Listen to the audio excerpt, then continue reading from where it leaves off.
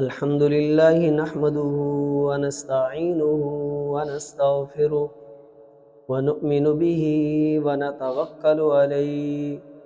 أما بعد فأعوذ بالله من الشيطان الرجيم. بسم الله الرحمن الرحيم.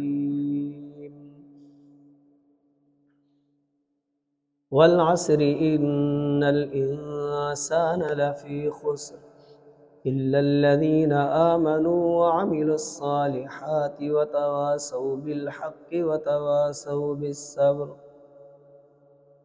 وقال الله تبارك وتعالى في مقام آخر: قل هو الله أحد الله الصمد لم يلد ولم يولد ولم يكن له كفوا أحد.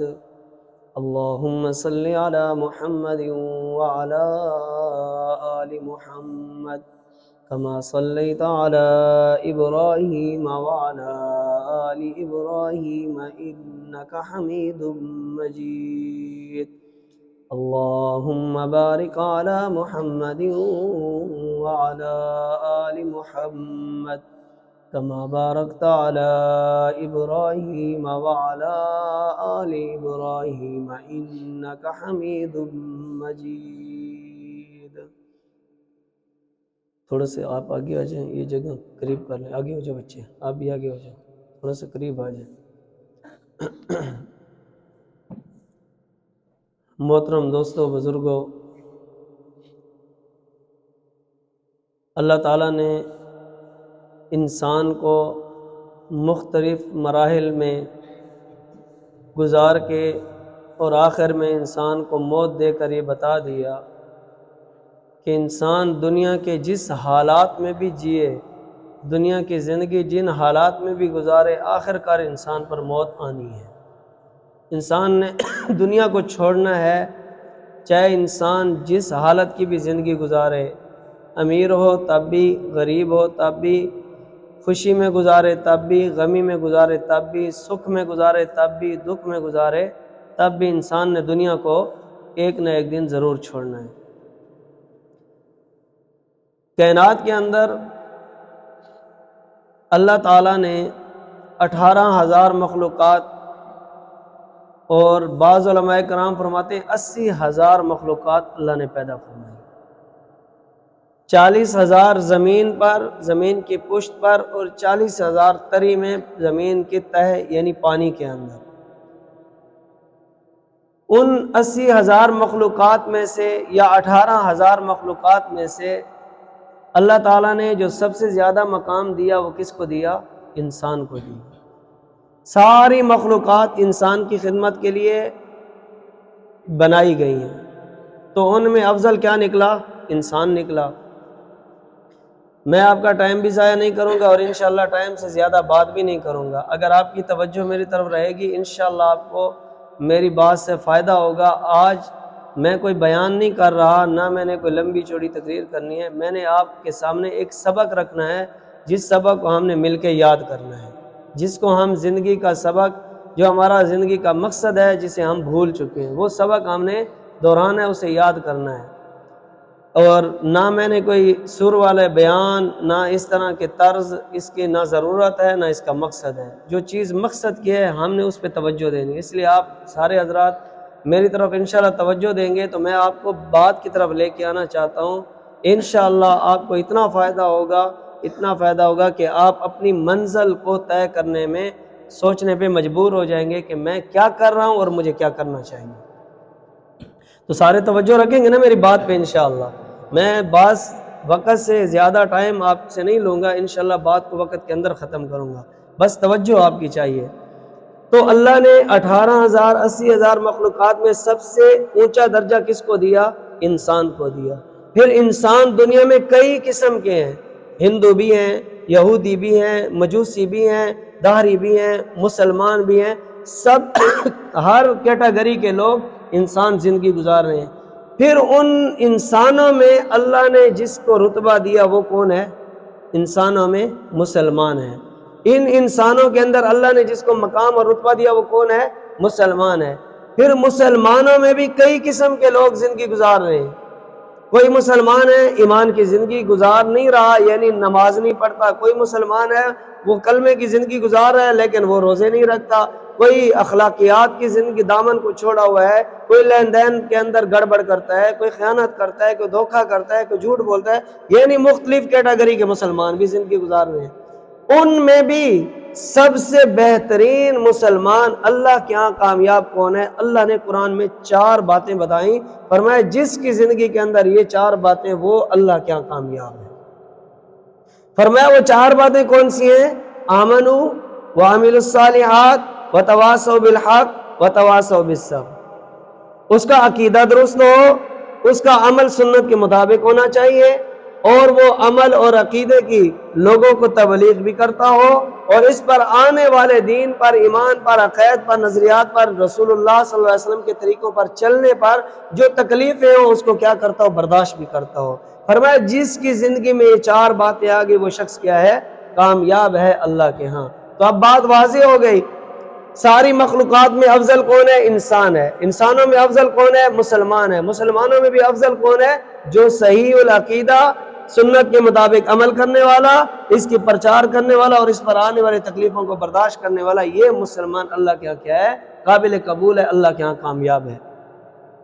میرے بھائی، قرآن مجید کی اس سورت کے اندر 4 چیزیں بیان کی گئی، اور پہلی چیز کیا ہے؟ ایمان. آمنو، جن کا ایمان درست ہو، ایمان درست ہو. اور علماء کرام فرماتے ہیں کہ ایمان کی مختصر اگر تفصیل میں جائیں تو آپ نے ایمان مفصل پڑھی ہوتی ہے، آمنت باللہ و ملائکتی و کتبی و رسلی والیوم الآخر. یہ 7 چیزیں بتائی گئی ہیں کہ ان کے اوپر ایمان لانا کیا ہے؟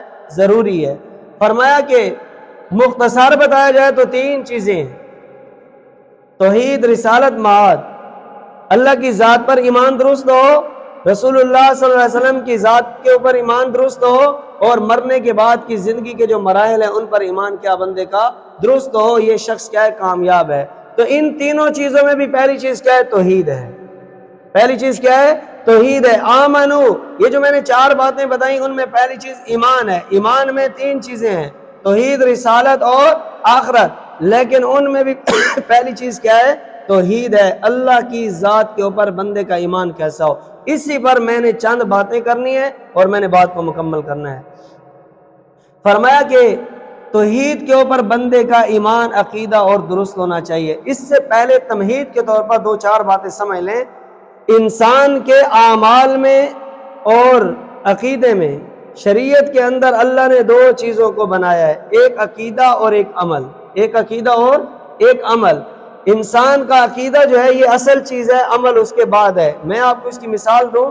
ایک بندہ مسلمان نہیں ہے، 100 سال وہ نماز پڑھتا رہے، کیا وہ جنت میں جائے گا؟ ایمان اس کا نہیں ہے، کافر ہے. 100 سال وہ اگر مسجد میں 5 ٹائم نماز پڑھتا رہے، وہ جنت میں جائے گا؟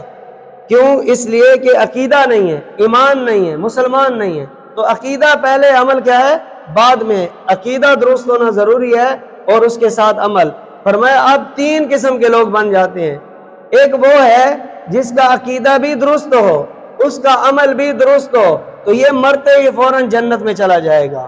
فرمایا ایک وہ شخص ہے جس کا عقیدہ تو درست ہے لیکن اس کا عمل ٹھیک نہیں ہے. مثلا اللہ کی ذات پر ایمان بھی صحیح رکھتا ہے، رسول اللہ صلی اللہ علیہ وسلم پر ایمان بھی صحیح رکھتا ہے، آخرت پر ایمان بھی صحیح رکھتا ہے، لیکن نماز نہیں پڑھتا، روزے نہیں رکھتا، زکوٰۃ نہیں دیتا، حج ادا نہیں کرتا، عشر نہیں نکالتا، اپنے اندر اخلاقیات کے ہر پہلو سے دور ہے. فرمایا یہ جنت میں تو جائے گا لیکن شروع میں نہیں جائے گا. جنت میں جائے گا، دیر سے جائے گا لیکن جائے گا ضرور. ہو سکتا ہے اللہ اس کو اس کے اعمال پہ معاف کر کے جنت میں فوراً بھیج دے، اللہ سے پوچھنے والا کوئی نہیں. تو ابتداءً جنت میں نہیں جائے گا لیکن جائے گا ضرور. تیسرے نمبر پہ وہ شخص ہے کہ جس کا عمل تو ہے لیکن اس کا عقیدہ نہیں ہے. مثلا ایک 100 سال کا کافر ہے، وہ جناب سخاوت میں سخاوت کیے جا رہا ہے. جیسے کہ مشرکین مکہ بیت اللہ کا حج بھی کرتے تھے، اسی طرح بیت اللہ کا طواف بھی کرتے تھے، اسی طرح مکہ کے مشرکین بیت اللہ کو تعمیر بھی کرتے تھے، اس کی تعمیر بھی کی. دیکھو کتنی بڑی فضیلت ہے مسجد کو بنانے کی، لیکن چونکہ ایمان والے نہیں تھے تو جنت میں کبھی بھی نہیں جا سکتے. تو ایمان میں، عمل میں ایمان کیا ہے؟ اصل چیز ہے. اور فرمایا کہ اس کی مثال کیا ہے؟ جیسے عدد اور صفر ہوتا ہے، عدد اور صفر ہوتا ہے۔ عدد قیمتی ہے یا صفر قیمتی ہے؟ آپ بولیں، عدد قیمتی ہے یا صفر؟ ایک روپیہ ہے اور ایک صفر ہے، روپیہ قیمتی ہے یا صفر قیمتی ہے؟ آپ کو سمجھ آ رہی ہے میری بات؟ ایک عدد ہے اور ایک صفر ہے، عدد اور صفر میں قیمتی کیا چیز ہے؟ ایک بندے کے پاس ایک روپیہ ہے اور ایک بندے کے پاس ایک صفر ہے، یہ دکان والے کے پاس لے کے جائے روپیہ بھی صفر بھی، روپیہ دے گا تو چیز ملے گی، صفر دے گا تو صفر ملے گا، کچھ بھی نہیں ملے گا۔ فرمایا ایمان اور عمل میں یہی چیز ہے، ایمان اور عمل میں یہی چیز ہے۔ ایمان عدد کی طرح ہے اور عمل صفر کی طرح ہے۔ اب اس کو سمجھیں، فرمایا کہ عدد ایک بھی ہو تو قیمتی ہوتا ہے، صفر ہزار بھی ہو تو بے قیمت ہوتے ہیں۔ اگر ایک بندہ ایک ڈبہ بھر لے صفروں کا، زیرو کا، اور وہ دکاندار کے پاس جائے کہ جی یہ صفر لے لو اور 1 کلو مجھے آلو دے دو، کوئی دے گا اسے؟ کوئی بھی نہیں دے گا۔ ایک بندہ 5 روپے لے جائے دکاندار کے پاس جائے کہ جی یہ 5 روپے لو مجھے آلو دو، تو ملیں گے کہ نہیں ملیں گے؟ ملیں گے۔ فرمایا کہ عقیدہ اصل ہے عدد کی طرح ہے، عدد ایک بھی ہو تو قیمتی ہے، صفر ہزاروں بھی ہو تو بے قیمت ہیں۔ فرمایا عدد آ گیا، اس کے ساتھ اب صفر کو لگاؤ۔ 1 روپیہ تھا، اس کے ساتھ صفر لگی تو کتنے بن گئے؟ 10 روپے بن گئے۔ اس کے ساتھ دوسری صفر لگی تو کتنے بن گئے؟ 100 روپے بن گئے۔ اس کے ساتھ تیسری صفر لگی تو کتنے بن گئے؟ 1000 روپے۔ سمجھ کیا آتا ہے کہ عدد ایک ہو قیمتی ہے، جب اس کے ساتھ صفر لگے گی تو عدد بھی بڑھے گا، قیمت اس کی بھی بڑھ گئی، صفر کی بھی بڑھ گئی۔ اب ایک بندہ اس کا ایمان درست ہے، وہ مسجد میں آتا ہے، نماز پڑھتا ہے، ایمان کے ساتھ نماز کی صفر لگی کہ نہ لگی؟ اب عمل کی صفر لگی، نماز کی قیمت بھی بڑھے گی، اس کے ایمان کی قیمت بھی بڑھے گی۔ اس نے ایمان کے ساتھ روزہ رکھا، اس کی دوسری صفر لگ گئی، اب ایمان کی قیمت بھی بڑھے گی، ساتھ اس کے عمل کی صفر بھی بڑھے گی، ساتھ اس کے روزوں کا ثواب بھی اس کو ملتا جائے گا۔ اگر اس کے روزے ہوں ایمان نہ ہو تو اس کو کچھ نہیں ملنے والا، اگر اس کا ایمان نہ ہو نمازیں ساری ہوں اس سے کچھ نہیں ملنے والا۔ فرمایا ایسے ہی ایمان اصل ہے، عمل اس کے بعد ہے۔ فرمایا ایمان اصل ہے، صفت جو عمل ہے یہ فرع ہے، اس کے تابع یہ بات ہے۔ اس کی میں ایک اور مثال آپ کو دوں۔ فرمایا کہ جس طرح اللہ تعالیٰ نے ایمان کا تعلق دل کے ساتھ رکھا ہے اور عمل کا تعلق انسان کے جسم کے ساتھ رکھا ہے۔ دیکھو نماز ہے، روزہ ہے، حج ہے، زکوٰۃ ہے، یہ کس سے ادا کرتے ہیں؟ جسم ادا کرتے ہیں کہ نہیں کرتا؟ لیکن ایمان کسے کہتے ہیں؟ جو دل اس کی تصدیق کرنے والا ہو، زبان اس کی اقرار کرنے والی ہو، اسے ایمان کہتے ہیں۔ اللہ نے ایمان کا تعلق دل سے جوڑا اور عمل کا تعلق جسم سے جوڑا۔ فرمایا جس طرح جسم اور دل میں فرق ہے ایسے ایمان اور عمل میں فرق ہے۔ دل قیمتی ہے جسم سے، دل چلتا رہے تو جسم بھی چلتا رہتا ہے، دل بند ہو جائے تو جسم بھی کیا ہو جاتا ہے؟ بند ہو جاتا ہے۔ فرمایا کہ جو قیمتی چیز ہوتی ہے اس کا تحفظ بھی اتنا زیادہ کیا جاتا ہے۔ ایمان کا تعلق دل سے جوڑا، اس کی سیکورٹی زیادہ بنائی۔ میں ایک مثال دوں، ایک سنار ہے، ایک سبزی والا ہے، سنار کے پاس جاؤ تو اس نے پہلے ایک جنگلہ لگایا ہوتا ہے، پھر ایک شٹر لگایا ہوتا ہے، جنگلے کے اوپر بھی تالے ہوتے ہیں، اس شٹر کے اوپر بھی تالے ہوتے ہیں، اندر اس نے تجوری بنائی ہوتی ہے، تجوری کو بھی لاک لگا ہوتا ہے۔ کیوں؟ اس لیے کہ 1 تولہ سونے کا پڑا ہوتا ہے اس کو۔ سونا قیمتی ہے تو 4 تالے لگے ہوئے ہیں، باہر سیکورٹی گارڈ بھی کھڑا ہے، اس کی قیمت زیادہ ہے، اس کی سیکورٹی زیادہ۔ فرمایا عقیدہ قیمتی ہے، اس لیے اس کو اللہ نے دل کے اندر محفوظ رکھوایا، اس کو دل کے اندر محفوظ رکھوایا۔ عمل اس سے کم قیمتی ہے۔ سبزی والے کے پاس چلے جاؤ، سبزی والا باہر جناب ایک پھٹا لگا دیتا ہے، کہیں چلا بھی جائے تو اوپر کپڑا ڈال کے چلا جاتا ہے، اسے پتہ ہے کس نے چوری کرنا ہے، کر بھی لے تو 10-20 روپے کی چیز اتنی قیمتی نہیں ہے۔ تو فرمایا کہ عمل کی مثال سبزی کی طرح ہے اور عقیدے کی مثال سونے کی طرح ہے۔ اس کی قیمت زیادہ ہے، عقیدے کی قیمت زیادہ ہے۔ اس لیے میں نے شروع میں یہ بات کی ہے کہ بھائی عقیدے کا سیکھنا ضروری ہے، ایمان کا ٹھیک ہونا ضروری ہے، اور ایمان میں پہلی چیز توحید ہے۔ ایمان میں پہلی چیز کیا ہے؟ توحید ہے۔ توحید کے اندر اللہ کی ذات پر آج میں آپ کو 5 باتیں بتا دوں، اس پہ بات ختم ہو جائے گی۔ اللہ کی ذات پر ہمارا عقیدہ ان 5 باتوں کے اوپر صحیح ہونا ضروری ہے۔ اللہ کی ذات کے اوپر کتنی باتوں پر ایمان لانا ضروری ہے؟ 5 باتوں پر۔ ان باتوں کو آپ یاد کر کے جائیں۔ پہلی بات کہ اللہ ہے اور اللہ ایک ہے۔ سارے بولیں اللہ ہے اور اللہ ایک ہے، یہ ایمان ہے مسلمان کا اور یہ ضروری ہے۔ اللہ ہے اور اللہ ایک ہے۔ اللہ اول بھی ہے، اللہ آخر بھی ہے۔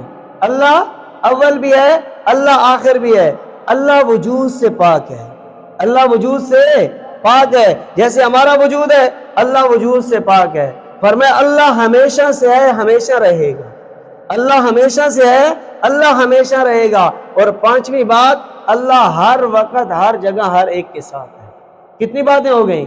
5 باتیں۔ یہ توحید کے اوپر، اللہ کی ذات کے اوپر ان 5 باتوں کا جاننا، میں ان کو مثال سے آپ کو سمجھاؤں گا انشاءاللہ۔ یہ باتیں آپ کو کبھی بھول بھی جائیں تو سمجھ میں آپ کے رہیں گے کہ اللہ کی ذات پر ایمان کیسے لانا چاہیے بندے کو۔ تو پہلی بات کیا ہے؟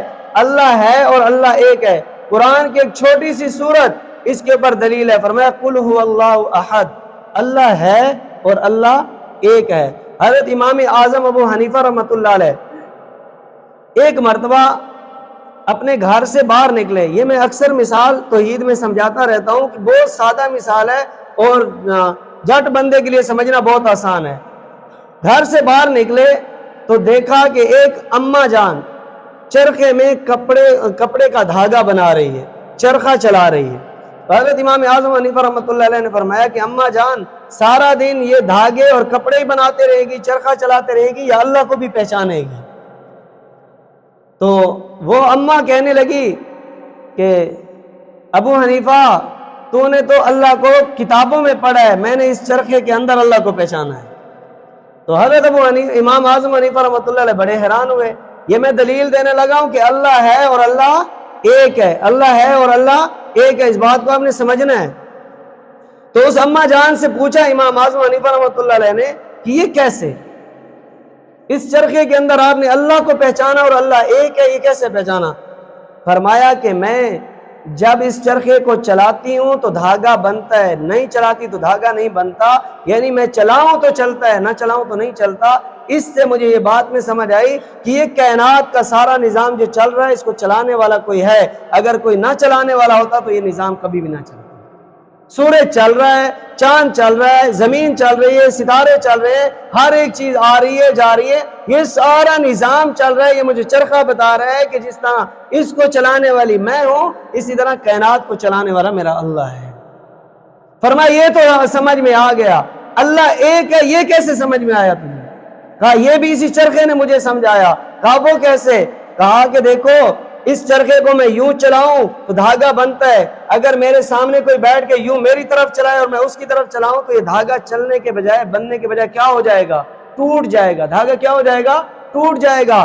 اس کا مطلب کیا ہوا کہ چرخے کو میں ایک طرف سے چلا رہی ہوں تو دھاگا بن رہا ہے، اگر میرے سامنے کوئی آ کر بیٹھ جائے چرخے کو میری طرف چلانا شروع ہو جائے تو یہ چرخہ کیا ہو جائے گا؟ دھاگے کو بنانے کے بجائے توڑنا شروع کر دے گا، دھاگا ٹوٹ جائے گا۔ تو اس چرخے نے مجھے بتایا کہ سورج اپنے ٹائم پہ نکل رہا ہے، غروب ہو رہا ہے، چاند اپنے ٹائم پہ آتا ہے، تاریخ پہ غروب ہو جاتا ہے، ستارے رات کو نکلتے ہیں، غروب ہو جاتے ہیں، رات اپنے وقت پہ آتی ہے، ختم ہو جاتی ہے، دن اپنے وقت پہ آتا ہے، ختم ہو جاتا ہے۔ سمجھ میں یہ آیا کہ ہر ایک چیز اپنی ترتیب سے چل رہی تو اس کو چلانے والا کوئی ایک ہے۔ اگر دو ہوتے تو کوئی کہتا کہ ابھی رات نہیں دن ہونا چاہیے، کوئی کہتا ابھی بارش نہیں سورج ہونا چاہیے، کوئی کہتا کہ ابھی جی فلاں سردی نہیں گرمی ہونی چاہیے۔ تو یہ سارا نظام ایک ترتیب سے چل رہا ہے، تو مجھے یہ چرخہ بتا رہا ہے کہ اس نظام کو چلانے والا ایک اللہ ہے۔ قرآن میں اللہ نے فرمایا لَوْ كَانَ فِيهِمَا آلِهَةٌ إِلَّا اللَّهُ لَفَسَدَتَا، اگر اس زمین کے اوپر کئی معبود، کئی خدا اس کو بنانے والے چلانے والے ہوتے تو زمین کا نظام درم برم ہو جاتا۔ آج ترتیب سے چل رہا ہے تو یہ قرآن بھی کہہ رہا ہے اور وہ اماں کہہ رہی، چرخہ بھی مجھے کہہ رہا ہے کہ اس کو چلانے والا ہے اور وہ ایک اللہ ہے۔ تو یہ پہلی بات سمجھ میں آ گئی کہ اس نظام کو چلانے والا اللہ ہے اور اللہ ایک ہے۔ اللہ کیا ہے؟ اللہ ایک ہے۔ دوسری بات، اللہ اول بھی ہے آخر بھی ہے، اس پر ایمان لانا بھی ضروری ہے کہ کائنات میں کچھ نہیں تھا، کائنات بھی نہیں تھی، کچھ بھی نہیں تھا، میرے اللہ تھے، سب کچھ ہے میرے اللہ ہیں، سب کچھ ختم ہو جائے گا میرے اللہ پھر بھی باقی رہیں گے۔ یہی چیز اللہ نے قرآن میں فرمائی هو الاول والآخر والظاہر والباطن، یہ ساری چیزیں کچھ بھی نہیں تھی اللہ پھر بھی تھے، یہ سب کچھ ہے اللہ پھر بھی ہیں، یہ سب کچھ ختم ہو جائے گا اللہ پھر بھی ہوں گے۔ تو یہ دو باتیں ہو گئی۔ فرمایا تیسری چیز اللہ وجود سے پاک ہے۔ سارے بولو اللہ وجود سے پاک ہے۔ جس طرح ہمیں وجود کی ضرورت ہے، ہر ایک چیز کو وجود کی ضرورت ہے، میرے اللہ کو وجود کی ضرورت نہیں ہے، میرا اللہ وجود سے پاک۔ ایک استاد اسکول میں پڑھا رہا تھا بچوں کو، تو وہ جو استاد تھا وہ داہریہ تھا۔ داہریہ کہتے ہیں زمانے پر یقین کرنے والا کہ جی اس کو چلانے والا کوئی نہیں ہے، بس یہ نظام خود بخود چل رہا ہے چلتا رہے گا۔ تو اس نے یہ بات کی کہ بچوں میری طرف توجہ کرو، یہ بورڈ نظر آیا؟ جی نظر آیا۔ بورڈ کسے کہتے ہیں؟ جی اس کو کہتے ہیں۔ یہ کرسی نظر آئی؟ جی نظر آئی۔ کرسی کسے کہتے ہیں؟ اس سے کہتے ہیں جس پہ بیٹھتے ہیں۔ میں نظر آیا؟ جی میں نظر آیا۔ میرا نام کیا؟ جی فلاں ہے۔ میرا وجود ہے فلاں۔ تو سمجھ میں کیا آیا بچوں؟ جو چیز ہوتی ہے اس کا وجود ہوتا ہے، جو چیز ہوتی ہے اس کا وجود ہوتا ہے۔ اب بولو کہ اللہ اگر ہوتا تو وجود ہوتا، اللہ نہیں ہے، وجود نہیں ہے تو مطلب اللہ نہیں ہے۔ اب وہ داریہ تھا، بچوں کا دماغ خراب کرنے لگا، تو بچوں کو کہنے لگا کہ بچے ہر چیز کا نام ہے تو اس کا وجود بھی ہے۔ یہ جو لوگ کہتے ہیں کہ اللہ ہے، اگر اللہ ہوتے تو وجود ہوتا، اللہ نظر آتے، ہر ایک چیز کا وجود ہوتا ہے۔ تو اس میں ایک مسلمانوں کا مسلمان بچہ بھی بیٹھا تھا، وہ کھڑے ہو گئے، ہنسنے لگا، کہنے لگے ہمارے استاد سٹیا گئے، پاگل ہیں۔ تو لڑکوں نے کہا بدتمیز، استاد کو تم پاگل کہتے ہو؟ کہا سچ میں استاد پاگل ہیں۔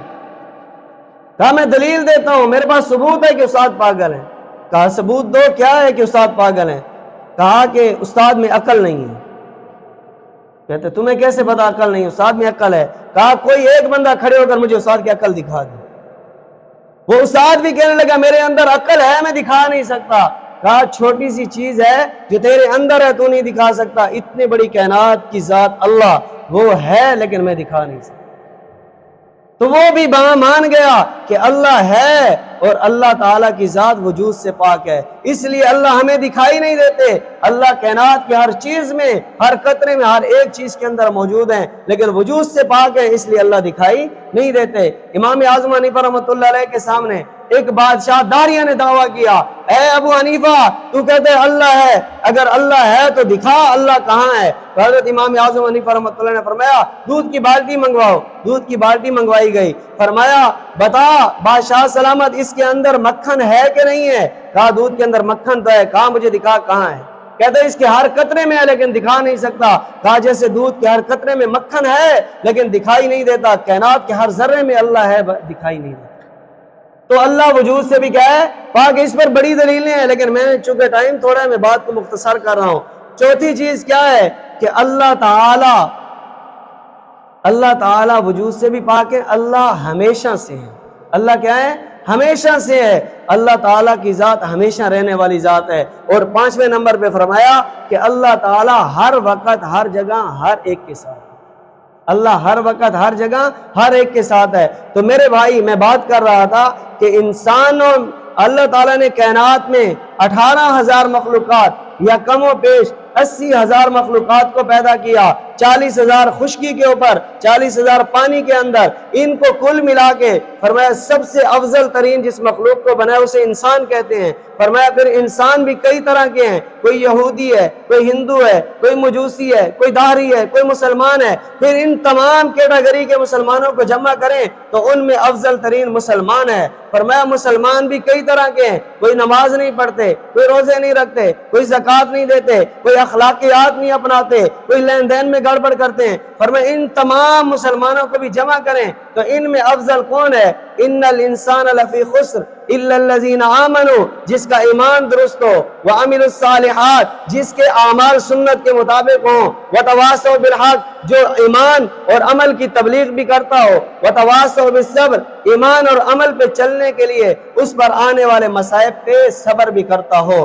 آخری بات کو مکمل کروں، اللہ نے قرآن میں فرمایا قل یا عبادی الذین اسرفوا علی انفسہم لا تقنطوا من رحمت اللہ ان اللہ یغفر الذنوب جميعا انہ هو الغفور الرحیم۔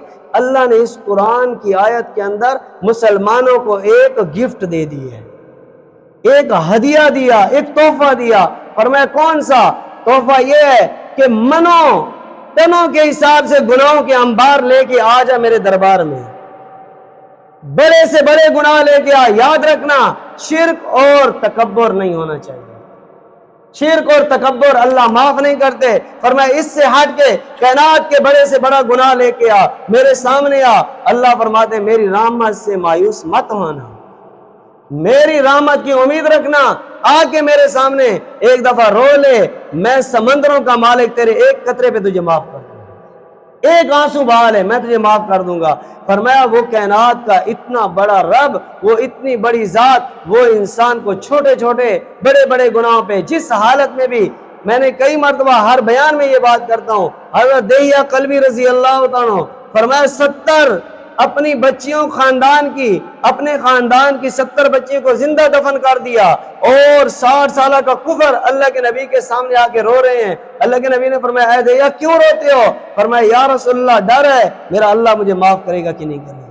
فرمایا کہ اے دہیہ جس نے 100 سال کی کفر کی زندگی گزاری ہو، پھر ایک مرتبہ سچے دل سے لا الہ الا اللہ محمد الرسول اللہ پڑھ لے، اللہ اس کے سارے گناہوں کو معاف کر دیتے ہیں۔ میرے بھائی اللہ تعالیٰ نے ہم پر اتنا بڑا احسان کیا کہ اللہ نے ہمیں نبی کا امتی بنایا، پھر یہ بڑا احسان کیا کہ اللہ نے ہمیں کلمے کی دولت سے نوازا۔ میرے بھائی اس کلمے کی دولت کی قدر ہمیں آج نہیں ہے، آج ہمیں اس کا احساس نہیں ہے۔ میں اکثر یہ بات کرتا ہوں، خدا کی قسم دکھ اس بات کا ہے کہ آج اگر کوئی یہودی، کوئی عیسائی، کوئی کافر، کوئی پنڈت، کوئی مجوسی ہمارے دروازے پہ آ جائے کہ بھئی میں متاثر ہو چکا ہوں اسلام سے، مجھے اسلام کی دولت سے نوازے، کلمہ اور دینی تبلیغ تھوڑی سی کر دیں، مجھے اسلام کی رہنمائی کر دیں، ہم مسلمان اتنے گر چکے ہیں کہ ہم اس کو تو کیا، ہماری الفاظ پہ، ہماری زبان پہ کلمے کے الفاظ بھی صحیح جاری نہیں ہوں گے، ہم اتنے دور ہو چکے ہیں دین سے۔ تو میرے بھائی دیکھو یہ بابا دنیا سے چلا گیا، ہمیں ایک پیغام دے کے چلا گیا کہ میں نے بچپن بھی گزارا، جوانی بھی گزاری اور بڑھاپا بھی گزارا، اور آخر کار میں دنیا سے چلا گیا۔ بچہ ہوتا ہے اسے امید ہوتی ہے میں نے جوان ہونا ہے پھر بوڑھا ہونا ہے، جوان ہوتا ہے اسے امید ہوتی ہے میں نے بوڑھا ہونا ہے، بوڑھا ہوتا ہے اسے کوئی امید نہیں ہوتی کہ آگے میں نے کیا ہونا ہے، آگے موت ہے اور قبر ہے۔ آج سے تہیہ کریں، نیت کریں، آج سے توبہ کریں کہ جو زندگی جس حال میں جس طرح گزارتا رہا بس گزر گئی سو گزر گئی۔ آج سے میں اللہ کے گھر میں بیٹھ کے پختہ اس بات کا ارادہ کرتا ہوں انشاءاللہ کھلے عام اللہ کی نافرمانی میں نے نہیں کرنی، کسی صورت میں اللہ کی نافرمانی نہیں کروں گا۔ کون کون ارادہ کرتا ہے؟ انشاءاللہ سارے کرتے ہیں۔ یا اللہ میں ارادہ کرتا ہوں آج سے انشاءاللہ سنت کے مطابق زندگی گزارنے کی کوشش کروں گا۔ کون کون کرتا ہے؟ انشاءاللہ کرتے ہیں سارے ارادہ۔ اور نماز کی بھی پابندی کیا کریں۔ میرے بھائی کتنے لوگوں کو دعوت دیتے ہیں، ایک جملہ ہوتا ہے یار میں کل سے شروع کروں گا۔ قبرستان میں کتنے ایسے پڑے ہیں جنہوں نے کل سے نماز شروع کرنی تھی، ان کی زندگی میں کل قبر میں آئی ہے، زندگی دنیا میں نہیں آئی۔ تو آج سے تہیہ کریں، جیسی زندگی گزر گئی اللہ سے آ کر معافی مانگے۔ خدا کی قسم اللہ معاف کرنے والے۔ اللہ تعالیٰ سے دعا ہے کہ جو کچھ کہا ہے اللہ مجھے ہم سب کو عمل کرنے کی توفیق عطا فرمائے۔ الحمدللہ رب العالمین۔